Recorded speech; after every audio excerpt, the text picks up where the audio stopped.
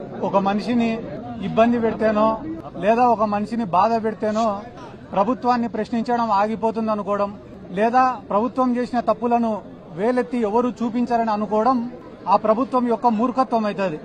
ఈ రోజు దాదాపుగా 2000 మంది అంబటి రాంబాబు గారి ఇంటిపైన దాడి చేస్తే అంబటి రాంబాబు గారు ఈరోజు బాధితుడు, విక్టిమ్ ఆయన. కానీ ఈరోజు బాధితుడిని రాజమండ్రి సెంట్రల్ జైల్లో పెట్టి ఎవరైతే నిందితులు ఉన్నారో, ఎవరైతే ఈ క్రైమ్ కు పాల్పడినారో, ఈ దాడికి పాల్పడినారో వాళ్ళందరూ స్టేషన్ బెయిల్ తీసుకుని ఇదే గుంటూరులో స్వేచ్ఛగా తిరుగుతున్నారు. అంబటి రాంబాబు గారి పైన దాదాపుగా 36 కేసులు పెట్టినారు.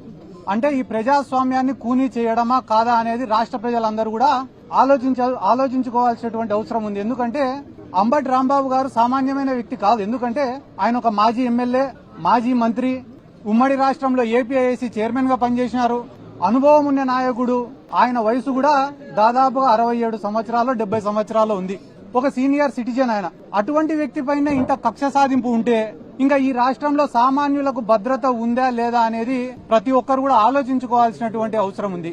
ఎందుకంటే గాలిలో ఒకసారి ఎమ్మెల్యేగా గెలిచి ఆ తర్వాత 5 ఏళ్లకు ఎన్నికలకు కూడా కనపడకుండా పోయిన వాళ్ళు ఈ రాష్ట్రంలో చాలా మంది ఉన్నారు.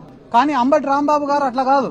గెలిచినా ఓడిపోయినా ఒక పార్టీని, ఒక నాయకుడిని, ఒక సిద్ధాంతాన్ని, వైఎస్ఆర్ కుటుంబాన్ని నమ్ముకొని చిత్తశుద్దితో, కమిట్మెంట్ తో పనిచేసినటువంటి నాయకుడు అంబటి రాంబాబు గారు. నిన్న అసెంబ్లీలో ఆయన జైల్లో ఉన్నారు. ఆయన పైన 30 కేసులు పెట్టినారు. అయినా కూడా కడుపు మంట సాలలే వీళ్ళకందరికీ. నిన్న తెలుగుదేశం పార్టీ వాళ్ళు ఫీజు రియంబర్స్మెంట్ బకాయిలు ఏమైనారా అంటే సమాధానం లేదు. ఆరోగ్యశ్రీ సేవలు ఎందుకు ఆపేసినారా అంటే సమాధానం లేదు. 99 రూపాయలకే ప్రభుత్వ భూములన్నీ కూడా ఎందుకు ఇచ్చేస్తున్నారంటే సమాధానం లేదు. హోమ్ మినిస్టర్ ఏం మాట్లాడుతుంది వీటికి సమాధానం అడిగితే తెలుసా? అంబటి రాంబాబు గారు ఇట్ అన్నారంట. ప్రజలకు ఉపయోగపడే సమస్యలు 100 అడిగితే దానిలకు సమాధానం చెప్పకుండా అంబటి రాంబాబు గారు ఇట్ అన్నారు. అది దేనికి సంకేతం ఇస్తున్నాడు అంబటి రాంబాబు గారు అని అంటున్నారు. చెయ్యి అయినది, గడ్డం అయినది. అంటే ఈ రాష్ట్రంలో తెలుగుదేశం వాళ్ళు చేసేది ఏమరా అంటే మంచి సబ్జెక్టును అంతా పక్కకు దుబ్బేసి పనికి మాలినది ఒక్కటి పట్టుకుంటారు. ఈ రోజు వాళ్ళు ఏమనుకుంటున్నారు, టీడీపీ వాళ్ళంటే అంబటి రాంబాబు గారిని ఇబ్బంది పెడుతున్నాం, బాధ పెడుతున్నామని అనుకుంటున్నారు. కానీ అంబటి రాంబాబు గారు ఏమనుకుంటున్నారు, నేను వైఎస్ఆర్ కాంగ్రెస్ పార్టీ కోసం పోరాడతానా, అందుకు నేను గర్వపడుతున్నా అనుకుంటున్నాడు. ఆయన అట్లా అనుకునే రోజులు మీరు ఆయనను బాధ పెట్టేది లేదు, ఆయనను పీకేది కూడా లేదని చెప్పి జీవితంలో ఎప్పుడైనా ఒకటి ఉంటుందన్నా. ఏంది రాది అంటే మనం చేసే తప్పులు మనకు చాలా చిన్నగా కనిపిస్తాయి, కానీ ప్రపంచానికి చాలా పెద్దగా కనిపిస్తాయి. అదే రకంగా మనం చేసే మంచి మనకు చాలా పెద్దగా కనిపిస్తుంది, కానీ ప్రపంచానికి చాలా చిన్నగా కనిపిస్తుంది. ఈ రోజు కూటమి ప్రభుత్వం యొక్క పరిస్థితి ఏమరా అంటే పొద్దున్న నుంచి రాత్రి వరకు చేసేటివన్నీ కూడా తప్పులే. అయినా కూడా వాళ్ళ కళ్ళకు అవి కనపడ్డంలే. తిరుమల లడ్డు విషయమే దీనికి ఉదాహరణ. వాళ్ళ దృష్టిలో తిరుమల లడ్డు అనేది చాలా చిన్న విషయం, కానీ అది చిన్న విషయం కాదన్నా. పోయి వీళ్ళు వెంకటేశ్వర స్వామితో పెట్టుకున్నారు, నామరూపాలు లేకుండా పోతారు అతి త్వరలో అని కూడా ఈ సందర్భంగా నేను తెలియజేస్తున్నా. మనసుతో ఆలోచించే వాళ్ళు, మనస్సాక్షితో ఆలోచించే వాళ్ళు, దైవభక్తి ఉన్నవాళ్ళు, దేవుడి పైన నమ్మకం ఉన్నవాళ్ళు, జనసేన పార్టీలో కావచ్చు, తెలుగుదేశం పార్టీలో ఉన్న వాళ్ళు కూడా 80% మంది ఈ లడ్డూకు సంబంధించి వాళ్ళు చేస్తున్న తప్పుడు ప్రచారాలను ఒప్పుకోవడం లే ఈ రోజు.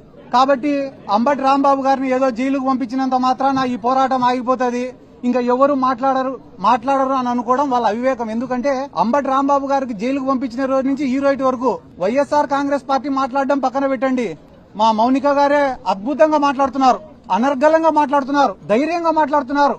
జరిగిన దాడి గురించి, జరిగిన అన్యాయం గురించి రాష్ట్ర ప్రజలకు స్పష్టంగా వివరించినారు మౌనిక గారు. నిజంగానే మీకు కూడా మా ప్రత్యేక అభినందనలు కూడా తెలియజేస్తున్నాక. ఎందుకంటే కానీ మీరు యాక్టివ్ పాలిటిక్స్ లో లేకపోయినా కూడా ప్రజలకు అంత అర్థమయ్యే విధంగా చెప్పడం నిజంగానే చాలా సంతోషం. ఎందుకంటే 10 మంది ఆలోచింపజేసే విధంగా మీరు మాట్లాడినారు. మీరు మాట్లాడిన ఒక గొప్ప మాట ఏమరా అంటే రాళ్లు రువ్వుతున్నా, కత్తులు దూస్తున్నా, గోడల్లో నుంచి గుణపాలు దింపుతున్నా కూడా అంబటి రాంబాబు గారు భయపడలేదంటే ఆయనకు వ్యవస్థలపైన ఉండేటటువంటి నమ్మకం అని ఒక గొప్ప మాట మాట్లాడడం నిజంగానే మా అందరికీ చాలా సంతోషించదగిన విషయం అని చెప్పి సందర్భంగా తెలియజేసుకుంటూ, కానీ ఒక్క బాధ ఏమరా అంటే మీరు ఒక తప్పు కూడా మాట్లాడినారు.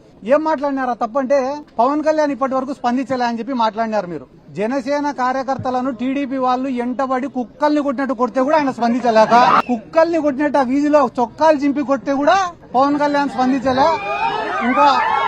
ఇంకా అంబటి రాంబాబు గారి పైన మన పైన దాడి జరిగితే ఆయన స్పందిస్తాడని అనుకోవడం కూడా మన తప్పైతుందని చెప్పి ఈ సందర్భంగా నేను తెలియజేసుకుంటూ, రాష్ట్ర వ్యాప్తంగా మీరు ఏడైనా నేనేం అబద్దం చెప్పడం లేదు. జనసేన వాళ్లకు నామినేటెడ్ పోస్టులలో అన్యాయం, కాంట్రాక్ట్ వర్కుల్లో జరిగే దాంట్లో అన్యాయం, జనసేన వాళ్లకు మర్యాద ఇచ్చే విషయంలో అన్యాయం, అన్ని విషయాలలో వాళ్ళు నెత్తి నోరు కొట్టుకుంటా అంటే కూడా ఈ పవన్ కళ్యాణ్ స్పందించుకోవడం లేదు. ఎందుకంటే ఆయనకు ముట్టాల్సింది ప్రతి నెల ముడతనే ఉంది కాబట్టి ఆయన ఏం స్పందించడంలే. కానీ మీకు అందరికి అర్థమయ్యేలాగా చెప్పాలంటే ఒక విషయం చెప్తా, గుర్తుపెట్టుకోండి. చంద్రబాబు నాయుడు గారు ఈడ పవన్ కళ్యాణ్, లోకేష్ ఇద్దరు కూర్చొని ఉంటే 3 వస్తువులు ఇచ్చినాడంట పంచుకోమని చెప్పి. ఒక దుప్పటి ఇచ్చినాడంట, ఒక చెట్టు ఇచ్చినాడంట, 3వది ఒక ఆవుని ఇచ్చినాడంట. మీరిద్దరు పంచుకోండి రా ఆస్తులు అని చెప్పినాడంట. చెప్తేనే లోకేష్ ఏమన్నాడంట, అన్నా లోకేష్ చెప్పినాడంట పవన్ కళ్యాణ్కి, అన్నా నీకు పంపకాలు సరిగ్గా రావు, నేను పంచుతా, న్యాయంగా పంచుతా ఇద్దరికి అని అంట. అన్న తర్వాత మొట్టమొదట దుప్పటి తీసుకున్నారంట. దుప్పటి తీసుకుంటే నారా లోకేష్ ఏం చెప్పాడంట, అన్నా న్యాయంగా పంచుకుందామన్నా ఈ దుప్పటి, దీన్ని పొద్దునంతా నువ్వు వాడుకో, రాత్రి అయితే నేను వాడుకుంటా అని అంట. ఆ న్యాయంగా పంచినావు తమ్ముడు అని చెప్పి దుప్పటి తీసుకున్నాడు పవన్ కళ్యాణ్. తీసుకున్న తర్వాత పొద్దున ఎండకు దాన్ని కప్పుకోలేకున్నాడంట, వేడి అయిపోతేనే సాయంత్రం అయితేనే లోకేష్ కి ఇచ్చినాడు. పాపం లోకేష్ తెలివైనాడు కదా, చలికి బాగా కప్పుకొని పండుకున్నాడు. అంటే దుప్పటి లోకేష్ కు ఉపయోగపడింది, చంద్రబాబుకు ఉపయోగపడలే. అయిపోయిన తర్వాత పవన్ కళ్యాణ్ కు ఉపయోగపడలే. అయిపోయిన తర్వాత ఇద్దరు చెట్టుకాడికి వినారు. చెట్టుకాడికి పోతే మళ్ళా లోకేష్ వచ్చి, అన్న ఇది కూడా న్యాయంగా పంచుతానా, నేను అధర్మం పాటించాను అని చెప్పి చెట్టు పై భాగం అంతా నేను తీసుకుంటా, కింది భాగం అంతా నువ్వు తీసుకొని నాన్న అంట. అంటే చెట్టుకు నీళ్లు పోసేదంతా పవన్ కళ్యాణ్, వచ్చిన పండ్లు తినేదంతా లోకేష్. అయిపోయిన తర్వాత మళ్ళా 3వది ఆవు కాడికి పోయినారట. పోయి అన్న ఇది కూడా నేను న్యాయంగా పంచుతానా, ఆవుకు ముందు భాగం అంతా నువ్వు తీసుకో, వెనక భాగం అంతా నేను తీసుకుంటా అని అంట. అంటే ఆవుకు రోజు నీళ్లు